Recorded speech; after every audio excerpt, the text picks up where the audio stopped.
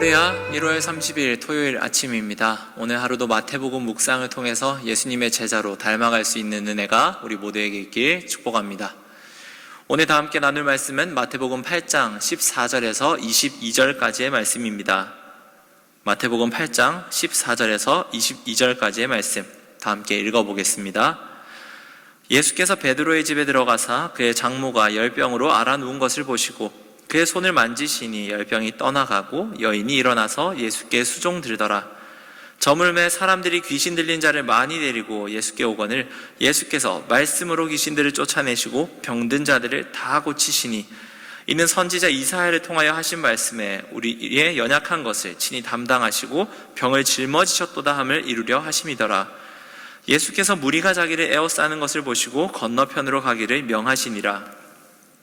한 서기관이 나와 예수께 아뢰되 선생님이여 어디로 가시든지 저는 따르리이다. 예수께서 이르시되 여우도 굴이 있고 공중의 새도 거처가 있으되 인자는 머리 둘 곳이 없다 하시더라. 제자 중에 또 한 사람이 이르되 주여 내가 먼저 가서 내 아버지를 장사하게 허락하옵소서. 예수께서 이르시되 죽은 자들이 그들의 죽은 자들을 장사하게 하고 너는 나를 따르라 하시니라. 아멘. 계속해서 마태복음 8장 말씀을 보고 있습니다.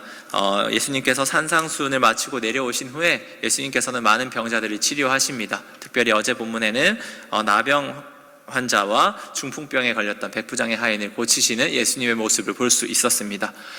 계속해서 예수님은 고치십니다. 오늘 첫 번째는 누구를 고치십니까? 베드로의 장모를 고칩니다. 베드로의 집에 들어가서 열병으로 앓아 누운 것을 보시고 예수님께서는 또 그 손을 만지셔서 열병이 떠나가게 하는 놀라운 역사를 예수님께서는 보이십니다. 그런데 흥미로운 부분이 있습니다. 예수님께서는 이렇게 많이 병자를 치료하시면서 그치지 않습니다. 멈출 수 없을 만큼 수많은 사람들이 예수님 앞에 나오는 것을 경험합니다. 16절 말씀을 저희가 읽어보도록 하겠습니다. 시작. 저물매 사람들이 귀신 들린 자를 많이 데리고 예수께 오거늘 예수께서 말씀으로 귀신들을 쫓아내시고 병든 자들을 다 고치시니. 아멘. 저물었다 이야기를 합니다. 저녁이 된 것이죠.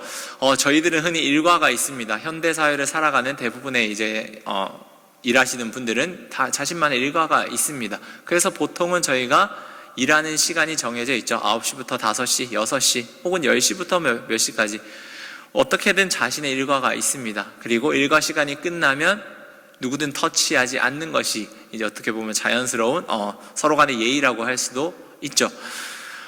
저물었다고 이야기를 나옵니다. 그 말은 무엇일까요? 예수님이 해가 떠 있을 동안 낮 동안 끊임없이 치료를 하셨다는 겁니다.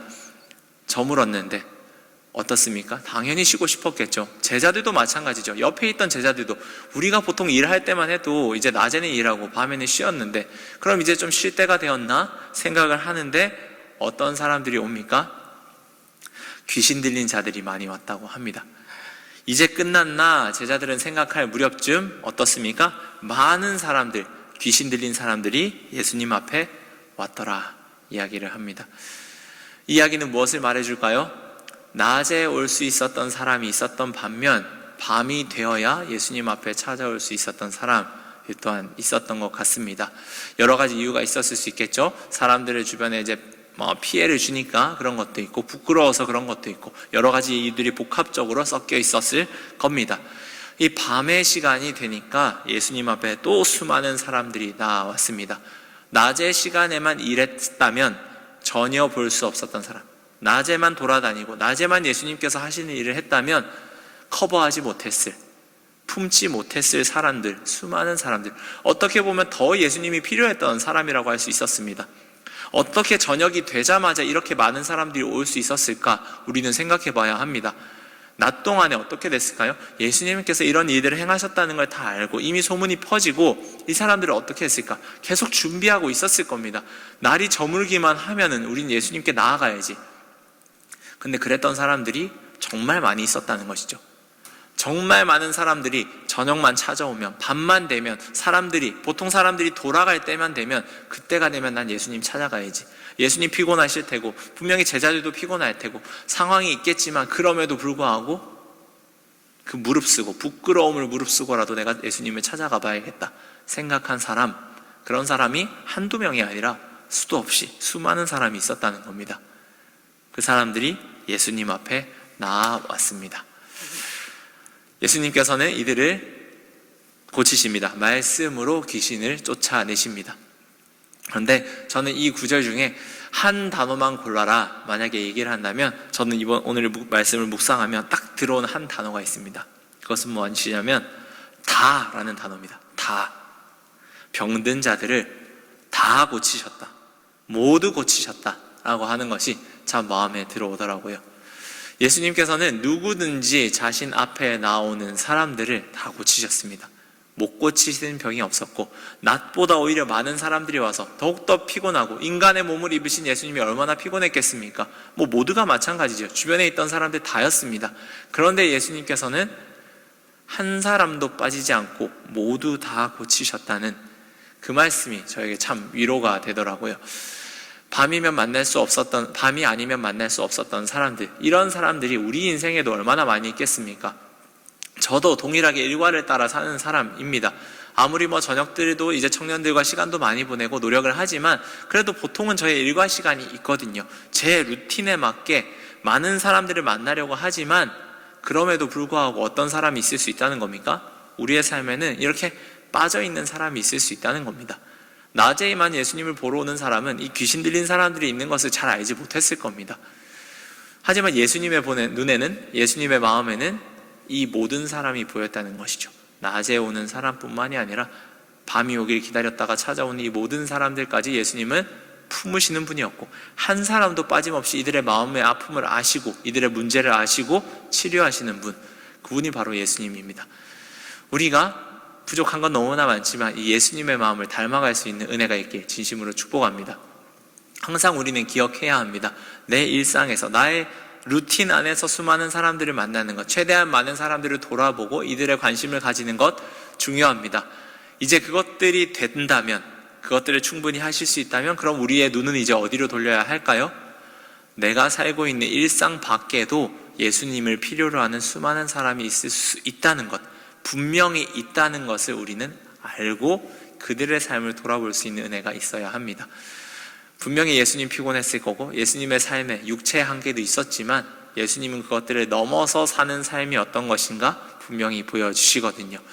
우리의 삶에도 그런 은혜가 있길 진심으로 축복합니다. 우리의 일상을 넘어서 그것이 조금 피곤함이 될 수도 있고, 때로는 어렵고 때로는 불편한 것이 될 수 있지만, 그럼에도 불구하고 예수님께서 한 사람도 빠짐없이 각자의 삶을 돌아봐 주셨던 것처럼 우리 또한 마음을 넓히고 삶의 영역을 넓혀서 많은 사람들을 돌아볼 수 있는 은혜가 있길 진심으로 축복합니다.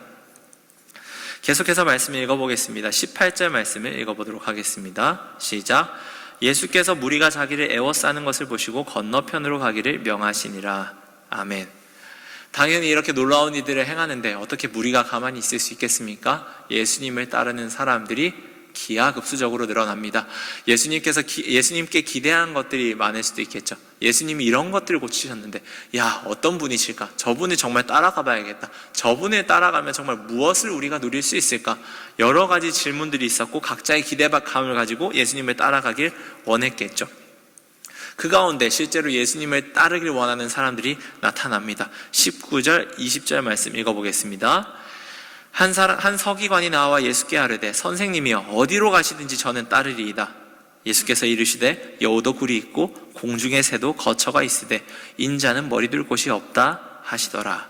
아멘. 한 서기관이 나왔다 합니다. 예수님, 어디를 가시든지 제가 따르겠습니다. 얼마나 멋진 고백입니까? 그 고백을 합니다. 하지만 그 가운데 예수님께서는 대답하십니다. 무엇입니까? 여우도 굴이 있고 공중에 새도 거처가 있는데 인자는 머리를 둘 곳이 없다. 약간 동문서답 같은 대답이기도 하지만 예수님께서 분명히 말씀해 주시는 것이 있는 거죠. 나를 따르는 데 있어서 무엇을 기대하냐?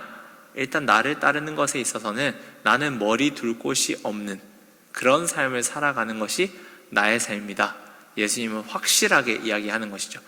사람들이 예수님에게서 본인이 정말 따르길 원하는 그 삶의 모습들, 원하는 메시지, 이상의 것 혹은 그것을 넘어서는 다른 것들을, 전혀 다른 것들을 기대하곤 했던 것 같습니다. 왕을 만들려고 했던, 정말 메시아다라고 해서 로마를 뒤엎을 왕이다 기대했던 어떤 대중들의 모습들을 보노라면, 예수님에 따르면 이런 것들을 얻을 수 있겠지, 이런 콩고물도 떨어질 수 있지 않을까, 이런 생각을 했던 사람이 분명히 있었던 것 같습니다. 그 가운데 예수님은 지금 확실하게 이야기를 하는 겁니다. 나를 따르는 삶은 이런 삶이다. 예수님께서는 지금 오늘 말씀을 통해서 확실하게 말하고 있는 겁니다. 예수님을 경험하는 것은 너무 놀랍지만 또 예수님을 따르는 것은 경험하는 것과 전적으로 다른 문제다라고 예수님께서는 말씀하십니다. 수많은 사람들이 예수님께서 회복을 베푸시는 것들, 치유하시는 것들, 귀신을 내쫓으시는 것들 경험합니다. 놀랍습니다. 감사합니다. 정말 희망입니다.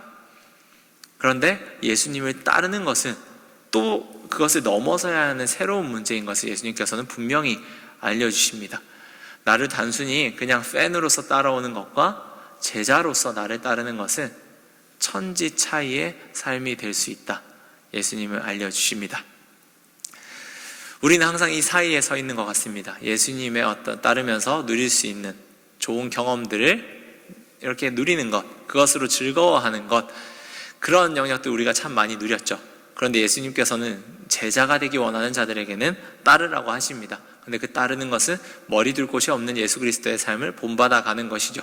십자가의 길을 따르는 것이죠. 자신의 욕망을 쫓아 사는 삶이 아니라 하나님의 뜻을 구하면서 간구하며 나아가는 그 제자로서의 의로운 삶을 예수님께서는 알려주십니다. 그리고 제시하십니다.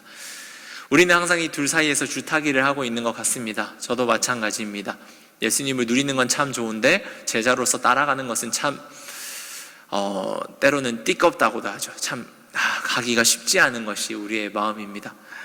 하지만 예수님께서는 부드럽게 우리를 향해 요청하고 계십니다. 나를 따르는 삶은 이런 삶이다. 하지만 그것이야말로 진정한 복이다.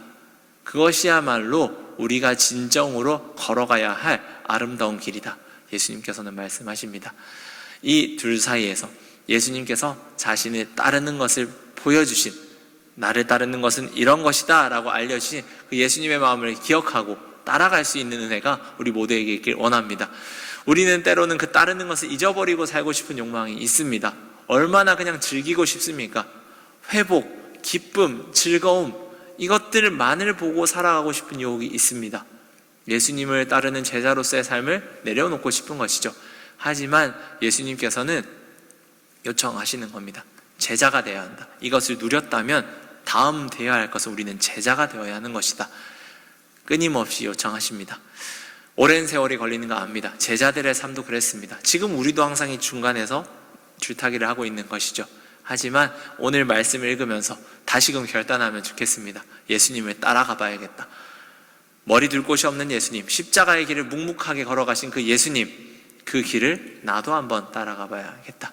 단순히 병고침으로 예수님의 어떤 기적을 경험함으로써 즐거워하는 삶으로 그치는 삶이 내 삶이 아니라 제자로서의 삶을 조금이나마 따라갈 수 있는 나의 삶이 되어야겠다. 결단하시고 기도할 수 있는, 기도로서 그 마음을 붙잡을 수 있는 오늘 하루가 되길 진심으로 축복합니다. 기도하겠습니다.